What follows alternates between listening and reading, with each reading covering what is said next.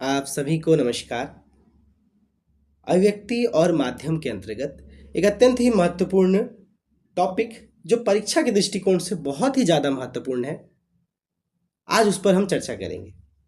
विभिन्न माध्यमों के लिए लेखन, आखिर ये विभिन्न माध्यम होते क्या है, उस पर आज हम थोड़ी गहराई से बातचीत भी करेंगे और चर्चा भी करेंगे। चलिए टॉपिक पे आते हैं कि जनसंचार के विभिन्न माध्यमों के अंतर्गत मुद्रित, रेडियो, टेलीविज़न एवं इंटरनेट आते हैं। यहाँ पर एक शब्द आया है जनसंचार। जनसंचार का अर्थ ये होता है कि सूचनाओं को जन जन तक पहुँचाना। अब उन सूचनाओं को हम जन जन तक पहुँचाने के लिए हमें कोई तो माध्यम चाहिए। वही माध्यम की यहाँ बात करी गई है, मुद्रित माध्यम, रेडियो माध्यम, टेलीविज़न माध्यम और इंटरनेट माध्यम। ये जो चार महत्वपूर्ण माध्यम हैं, इन्हीं महत्वपूर्ण माध्यमों के सहारे हम सूचनाओं को, घटनाओं को, तथ्यों को जन समूह तक पहुंचाते हैं, विश्व में पहुंचाते हैं, चारों तरफ पहुंचाते हैं। यहाँ ये स्पष्ट रूप से ये बात कही गई है। आगे पढ़ते हैं। मुद्रित अर्थात समाचार पत्र पत्रिकाएं जिसे हम पढ़ने के लिए उपयोग करते हैं। बहुत सारे बच्चों के मन में ये डाउट्स रहता है कि सर मुद्रित माध्यम क्या है। जब भी परीक्षा में पूछे मुद्रित माध्यम तो आप सीधे सीधे तौर पर ये कहेंगे कि मुद्रित का अर्थ होता है कि पत्र पत्रिकाएं जिससे हम पढ़कर सूचनाओं को अपने अंदर ज्ञापित करते हैं, ज्ञान को ग्रहण करते हैं। आगे यहाँ कहा गया है कि जबकि रेडियो सुनने के लिए, टीवी देखने के लिए, इंटरनेट पढ़ने, देखने, सुनने तीनों की आवश्यकताओं की पूर्ति करता है। ये इस बात से हम भली भांति पहले से ही परिचित है कि रेडियो में घटनाएं हम सुन सकते हैं, टीवी में देख सकते हैं और इंटरनेट में देख भी सकते हैं, सुन भी सकते हैं और पढ़ भी सकते हैं। अब जनसंचार के विभिन्न माध्यमों में मुद्रित माध्यम एक अत्यंत ही महत्वपूर्ण माध्यम है परीक्षा के दृष्टिकोण से।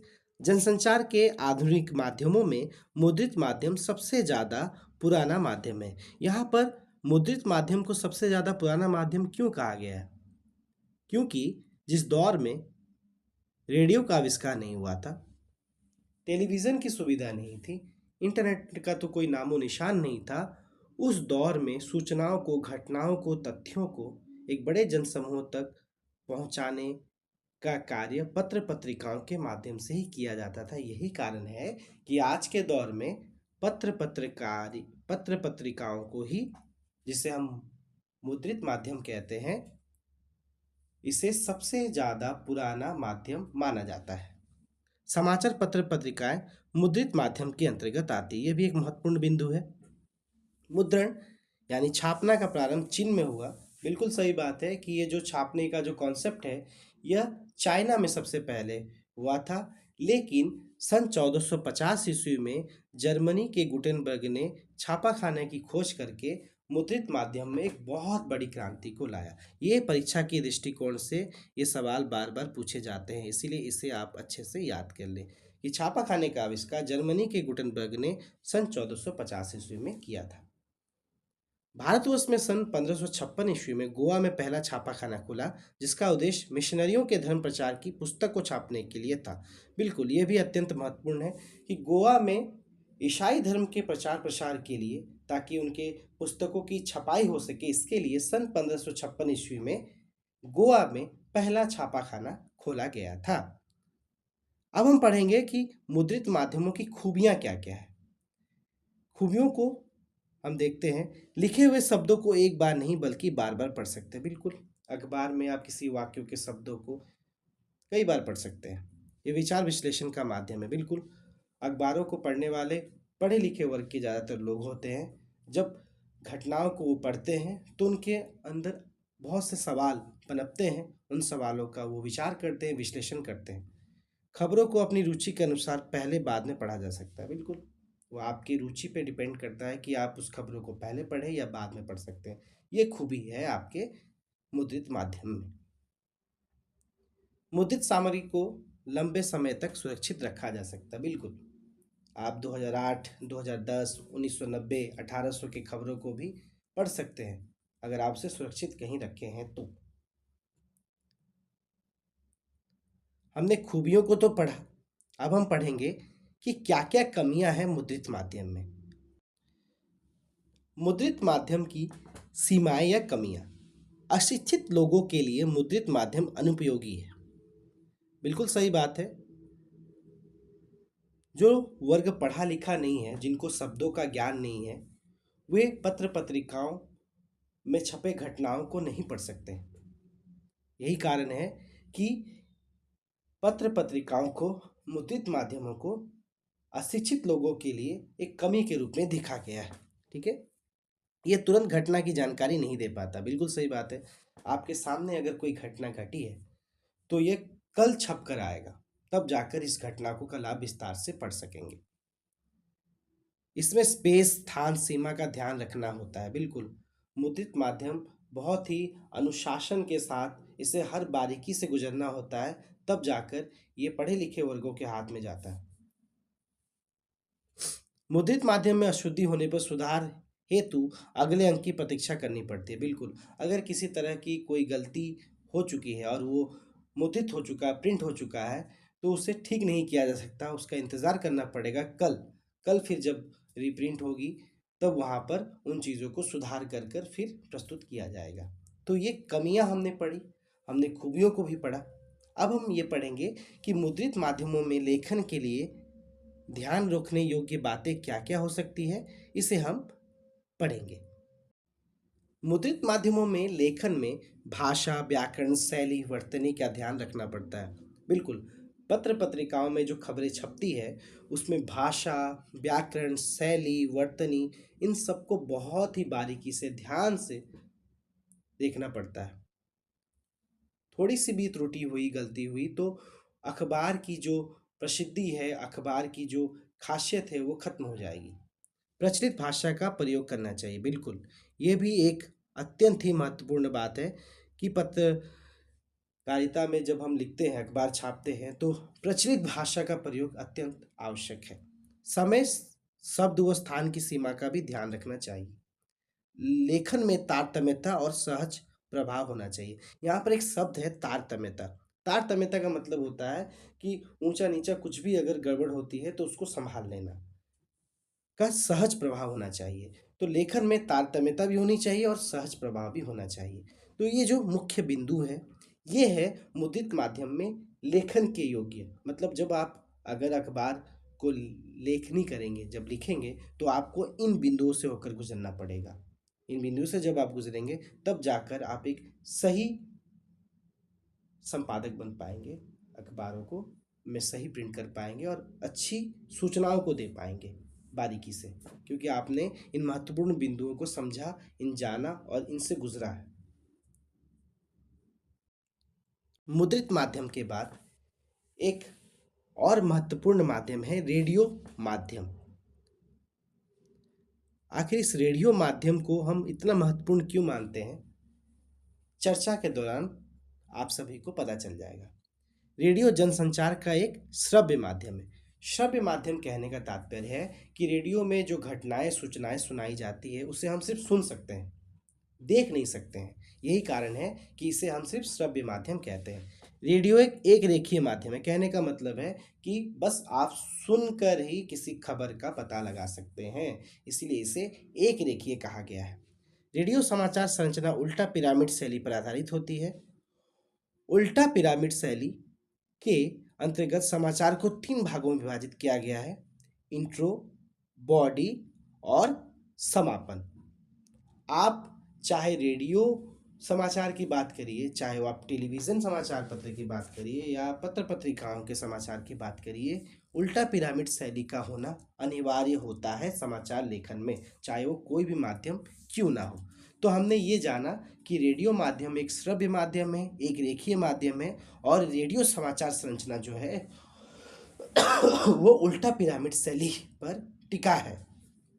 ठीक है, मान लीजिए हमें रेडियो समाचार लेखन लिखने दिया गया, तो हमें किन बुनियादी बातों पर ध्यान केंद्रित करना होगा, इसे हम पढ़ते हैं। साफ सुथरी टाइप की हुई कॉपी, क्योंकि जब हम रेडियो में सूचनाओं को अंगीकृत कर रहे होते हैं उस वक्त हमारी कॉपी में जो घटनाएं लिखी हुई है, तथ्य लिखे हुए, वो साफ सुथरी टाइप की हुई होनी चाहिए। कॉपी को ट्रिपल स्पेस टाइप किया जाना चाहिए। एक पंक्ति में 12 से 13 शब्दों से अधिक ना हो। लंबे अंकों का तथा दिनांक को शब्दों में लिखे। बिल्कुल, क्योंकि रेडियो में आपको शब्दों को सुनाना है वाक्य में परिणित करके, तो अंकों को और दिनांक को शब्दों में ही आपको लिखना होगा। यह थी कि जब हम कोई रेडियो समाचार लिखेंगे तो हमें इन महत्वपूर्ण 4 बिंदुओं से होकर गुजरना पड़ेगा। ठीक है। मुद्रण रेडियो के बाद एक अत्यंत ही महत्वपूर्ण माध्यम है जिसे हम टेलीविज़न माध्यम कहते हैं। आइए टेलीविज़न माध्यम पर थोड़ी बहुत चर्चा की जाए। टेलीविज़न जनसंचार का दृश्य श्रव्य माध्यम है, बिल्कुल, क्योंकि टेलीविज़न के जो खबरें हैं उसे हम देख कर भी और सुनकर भी उन खबरों को समझ पाते हैं, ज्ञात कर पाते हैं। इसमें ध्वनियों की अपेक्षा दृश्यों का अधिक महत्व होता है। बिल्कुल, आप अगर टेलीविज़न देख रहे हैं तो आपको दृश्यों की ज़्यादा महत्वता आप में आती है, क्योंकि अगर श्रव्य की आती तो आप रेडियो में ही खबरें क्यों नहीं सुन लेते, टेलीविज़न का इस्तेमाल क्यों करते। तो टेलीविज़न में सबसे ज़्यादा दृश्यों पर फोकस किया जाता है, दृश्यों को अधिक महत्व दिया जाता है। इसमें कम से कम शब्दों में अधिक से अधिक खबर बताने की शैली का प्रयोग किया जाता है। बिल्कुल, जब दृश्य माध्यम आपके सामने है तो कम से कम शब्दों का यहाँ इस्तेमाल होता है, दृश्यों को ज़्यादा दिखाया जाता है ताकि खबरों का स्पष्टीकरण अच्छे से हो सके। चलिए आगे देखते हैं टेलीविज़न खबरों के प्रमुख चरण। टेलीविज़न में जो खबरें हम तक पहुंचती है वो करीबन 7 चरणों से होकर गुजरती है। ये 7 चरण अत्यंत ही महत्वपूर्ण है परीक्षा के दृष्टिकोण से, क्योंकि इन सातों चरण में कोई भी एक चरण को परीक्षा में पूछा जा सकता है। चलिए इस पे थोड़ी बहुत हम बातचीत करते हैं। यहाँ पर कहा गया है पहला चरण में फ्लैशबैक ब्रेकिंग न्यूज़। ये जो चरण है इस चरण को सभी जानते हैं, क्योंकि आज के दौर पर आप देखेंगे कि ब्रेकिंग न्यूज़ लिखकर 100 मिनट में 100 खबरें बता दी जाती है। ठीक है। और कोई भी मुख्य खबर, कोई भी अभी जो हाल ही में कोई बहुत बड़ी घटना घटी है तो वहाँ पर ब्रेकिंग न्यूज़ चला दिया जाता है, जिससे जो दर्शक होते हैं उनका बोल सकते हैं पूरी तरह से वो आकर्षित हो जाते हैं उस खबर की ओर, क्योंकि ब्रेकिंग न्यूज़ कहने का मतलब है कोई घटना अभी घटी है, या तो वो घटना बहुत बड़ी है या तो बहुत ज़्यादा सूचना देने लायक है। दूसरा, ड्राई एंकर। ड्राई एंकर का मतलब क्या होता है कि जब हमारे पास सिर्फ खबर हो, कोई विजुअल ना हो। मान लीजिए कि रानीगंज में कोई आदमी जमीन के अंदर धंस गया है, ये बस हमारे पास खबर है, लेकिन इसका हमारे पास कोई वीडियो नहीं है, कोई दृश्य नहीं है कि हम लोगों को दिखा सके कि वो आदमी किस तरह से नीचे धंसा हुआ है। हमने बस इस खबर को सुना है। तो ड्राई एंकर के कहने का मतलब है कि हमारे पास खबर है लेकिन कोई विजुअल ना हो। ठीक है, इसे ही हम ड्राई एंकर कहते हैं। Phone in. अब फोन इन का मतलब क्या होता है? इसका मतलब ये होता है कि स्टूडियो में बैठा जो एंकर होता है, ठीक है, वो घटना स्थल पर जो संवादक होते हैं उनके उनके साथ वो फोन के माध्यम से संपर्क करते हैं। ठीक है, वहाँ पर फोन की महत्वता को ज़्यादा दिखाया गया है, वो घटनाओं को फोन के माध्यम से एंकर तक पहुँचाया जाता है। यही कारण है कि फोन का इसमें ज़्यादा इंटरफेयर होना, जिसके चलते इस चरण को फोन इन हम कहते हैं। अब आता है एंकर विजुअल। एंकर विजुअल से हम ये समझते हैं कि जो कोई घटनाओं को जब हम बता रहे होते हैं तो उसका पूरा प्रूफ हमारे पास है, मतलब दृश्य हमारे पास है। एंकर विजुअल से ही हमें यह ज्ञात हो जाता है कि किसी घटना का पूरा दृश्य हमारे पास है जो हम दर्शकों को दिखा पा रहे हैं।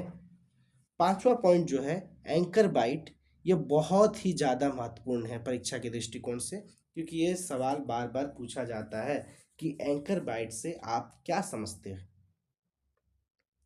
एंकर बाइट से हम ये समझते हैं कि कोई चश्मदीद, मान लीजिए कोई घटना घटी है, उसका कोई चश्मदीद है, उसने अपनी आंखों से उस घटना को देखा है और उसे सीधा वो एंकर को बता रहा है घटना स्थल से, तो इसे ही हम एंकर बाइट कहते हैं। जैसे इसका एक उदाहरण दें कि जो ऋषभ पंत है, बहुत भारत के जाने माने विकेट कीपर बैट्समैन है, उनकी कार एक्सीडेंट हुई थी।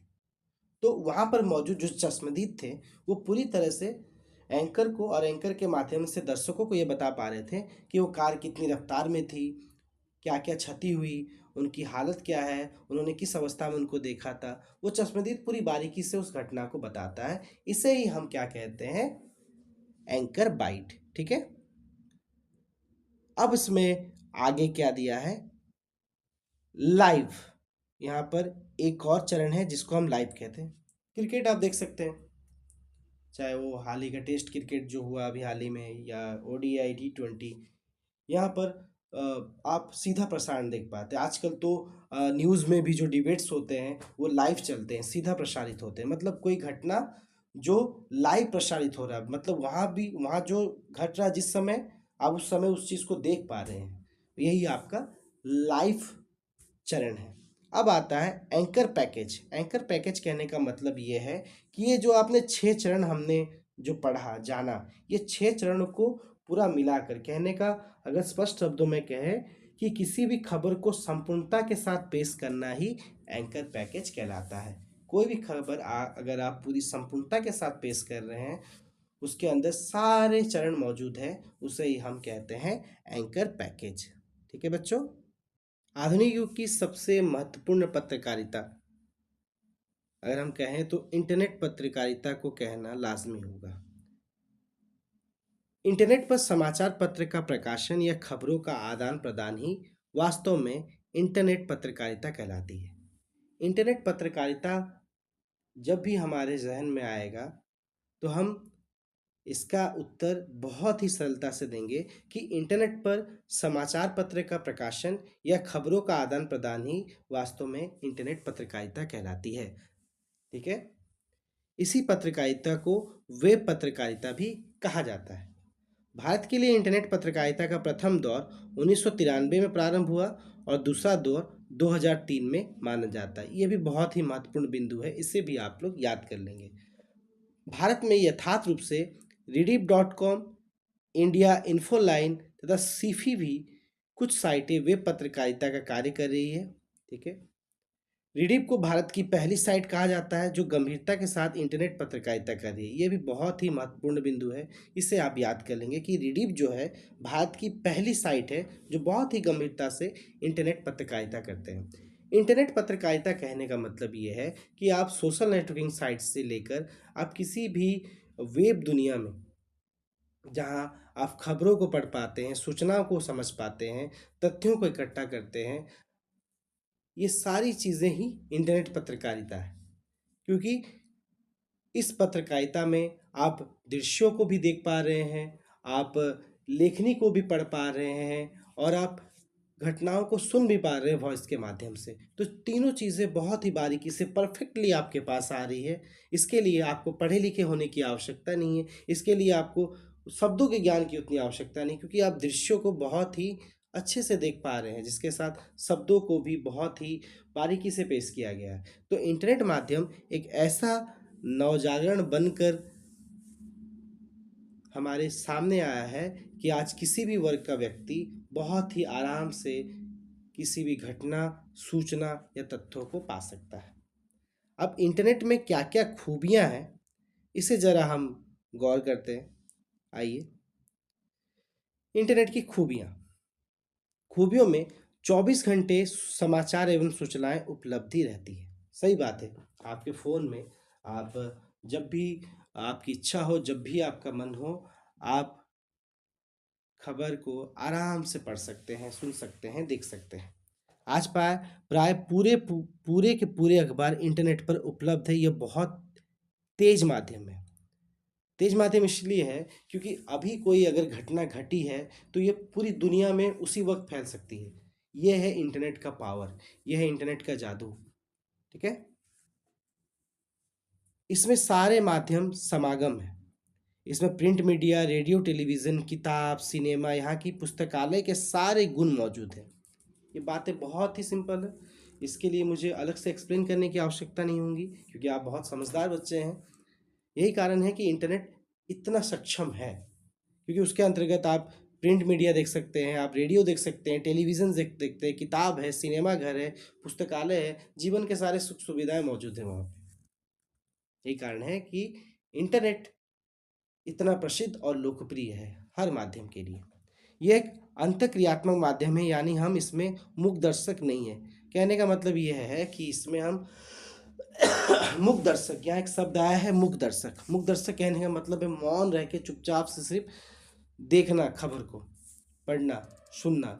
लेकिन कोई प्रतिक्रिया ना दे पाना। लेकिन इंटरनेट में आप सवाल जवाब कर सकते हैं, बहस मुबाहिशों में भाग ले सकते हैं और चैट भी कर सकते हैं। कहने का मतलब है कि इंटरनेट में आप मूक दर्शक बन के नहीं रह सकते हैं। आप अपनी आप अपनी प्रतिक्रियाएं आराम से तुरंत दे सकते हैं। ठीक है, हमने इंटरनेट की खूबियों को पढ़ा।